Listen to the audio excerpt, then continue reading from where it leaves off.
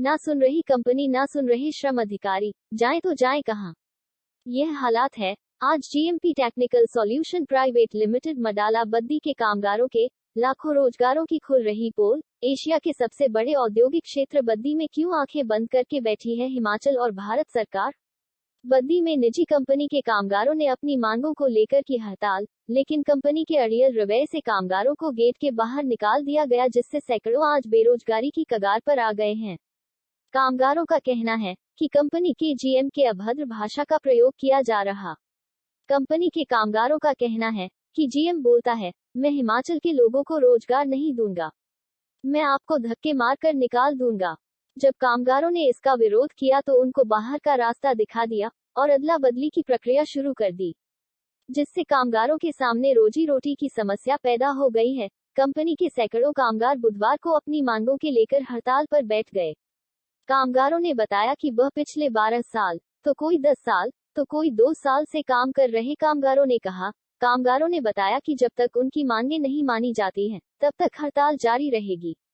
Company के बड़े अधिकारियों ने मीडिया को दो टूक कहा, हमारे से बात ना करें, हमारे एचआर हेड से बात करें।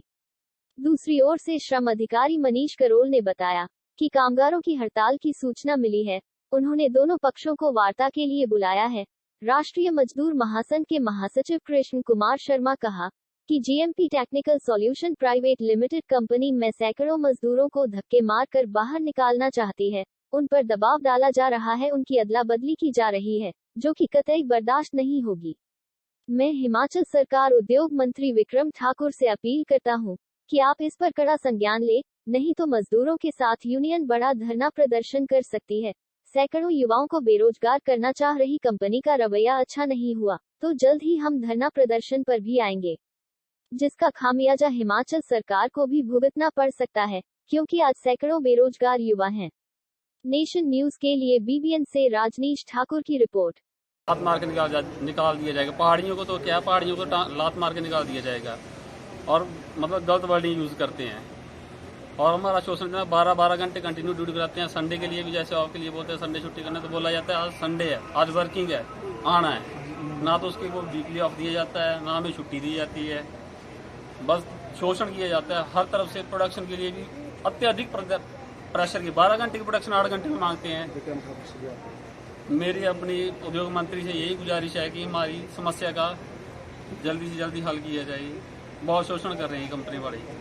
मैं उनसे बात कर सर ऑथराइज नहीं है तो आप आए क्यों? तो मैं इसके लिए ऑथराइज हूं ना सर। ऑथराइज नहीं है तो आप आए क्यों? सर आपके ऊपर आरोप लग रहे हैं, यहाँ मजदूर बोल रहे हैं कि आप एलआईसी एजेंट और उनकी जबरदस्ती आप पॉलिसियां कर रहे हैं। आपने जबरदस्ती पॉलिसियां भी की। सर ऐसा कुछ नहीं है। अगर एविडेंस ये दे देते हैं मीडिया के पास तो आप क्या करेंगे आगे? कोई बात नहीं, वो जो बॉम्बे ट्रांसफर किया लड़का है उसकी 3 पॉलिसी है सर। आप देख सकते हैं कि यहाँ तक तो सर कई बंदों ने ये भी बोला कि हमारे को इंक्रीमेंट लगाने के लिए एलआईसी पॉलिसी करानी पड़ती है, कंपलसरी है। मैटर ऑफ इन्वेस्टिगेशन है, उसमें इन्वेस्टिगेट हो जाएगा। आप देख सकते हैं कि हमारे सामने एचआर कंपनी के हैं, बयान देने से कतरा रहे हैं। इनके एमडी साहब से भी हमारी बात हुई। एमडी साहब ने बोला कि सारी जिम्मेवारी मैंने, जो कि रिकॉर्ड बयान है हमारे पास एमडी का, सारी जिम्मेवारी अपना कश्मीर ठाकुर जी के पास। लेकिन कश्मीर ठाकुर अपने किसी भी तरह के बयान से मुकरते हुए नजर आ रहे हैं। क्या भारत सरकार और हिमाचल सरकार की यही पॉलिसी है? क्या प्रशासन के नाकों तले ये चीज हो रही है? कंपनी के अधिकारी ही बयान देने से डर रहे हैं। और जो पहली शिफ्ट चल रही थी, जब उन्होंने देखा कि भाई हमारे 2 साथियों को यहाँ दोबारा रोक दिया, तो इन्होंने उसका विरोध किया। जब इन्होंने विरोध किया तो मैनेजमेंट ने धक्के से ही बोल दिया कि अगर ये नहीं आएंगे, अगर ये नहीं अंदर आएंगे तो भाई तुम लोग भी बाहर ही रहो, जो मैनेजमेंट का कहना था। और उस पे जो है सारी साथी जो है गेट के बाहर ही उसके विरोध में। हालांकि हमारे साथी अभी तक भी स्ट्राइक पे नहीं गए हैं अभी तक, क्योंकि हमारे को पता है कि मामला विचाराधीन है। सेक्रेटरी साहब, मैं एक और बात पूछना चाहता हूं कि ये जो लड़के हैं कितने दिनों से बिना सैलरी के चल रहे हैं या अभी इनको कंपनी सैलरी दे रही है? ऐसा है, जैसे मैनेजमेंट ने नोटिस लगाया, बोर्ड पे नोटिस लगा दिया, वहाँ पे उसमें लिख दिया कि जो लॉ की एक कंडीशन रखती है कि नो वर्क नो पे। पर ऐसा है कि पहली साइड से जो पंगा लेने वाली बात है वो मैनेजमेंट के द्वारा हुई। हमारी तरफ से कोई मतलब शांति से सारा कुछ था।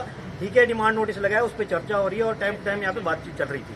पर इन्होंने एकदम ही 2 नए बंदों को ट्रांसफर की जो लेटर निकाली, उसी पॉइंट के ऊपर जो है हमारे साथियों ने जब बात की तो उसी पॉइंट के ऊपर जो है उन्होंने सीधा बोल दिया, भाई अगर ये 2 बंदे नहीं आएंगे, 2 बंदों के लिए तुम कुछ भी करोगे, विरोध करोगे तो तुम भी गेट के बाहर ही हैं। तो ये बात यहाँ लास्ट टाइम में हुई। आप देख सकते हैं कि यूनियन के सेक्रेटरी बोल रहे हैं कि इनके साथ शरेआम धक्काशाही हो रही है, और कंपनी का ये भी कहना है कि नो वर्क नो पे। मैं हिमाचल सरकार से भी गुजारिश करना चाहता हूँ कि सरकार के मंत्री विक्रम ठाकुर जी, आप जरा इस चीज़ को खुद ध्यान में लें, ऐसे वर्करों का शोषण ना हो। ये हमारे ही हिमाचल के बच्चे हैं जो प्रशासन की नाक के तले दबे जा रहे हैं, धक्काशाही हो रही है।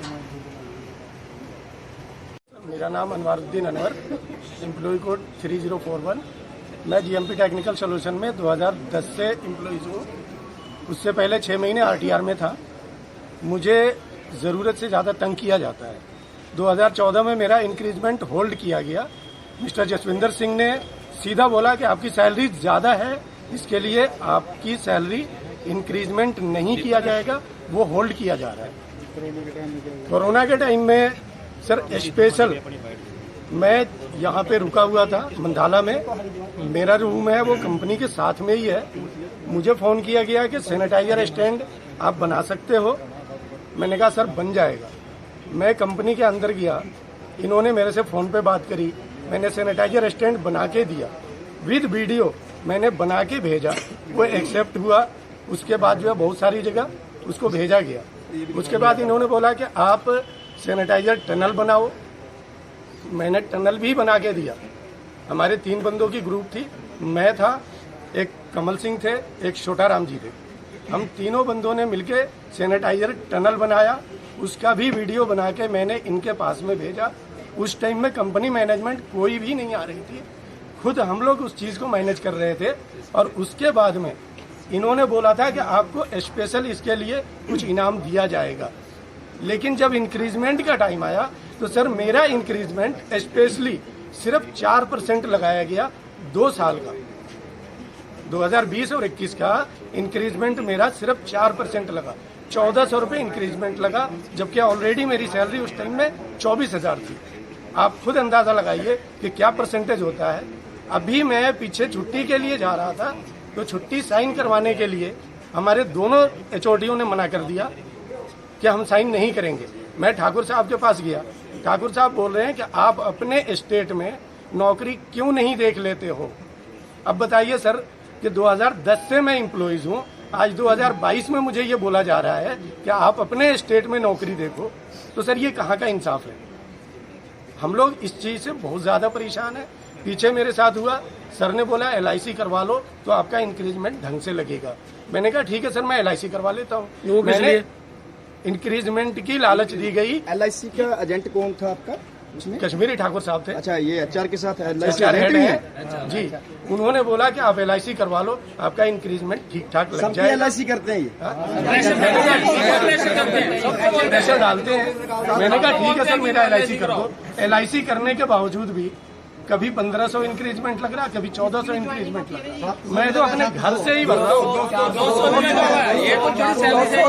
हमारी सैलरी कुछ ठीक है तो उसके हिसाब से कभी 14 कभी 1500 लग रहा है। ये हालत है जीएमपी की, और हर तरफ से प्रेशराइज किया जा रहा है। एक्चुअली मैं टीक वेल्डर था, मुझे वहाँ से उठा के असेंबली फिटर बनाया गया, असेंबली फिटर से वेल्डर ये फैब्रिकेटर बनाया गया, और अभी भी प्रेशर डाला जा रहा है कि आप काम नहीं करके दे रहे हैं।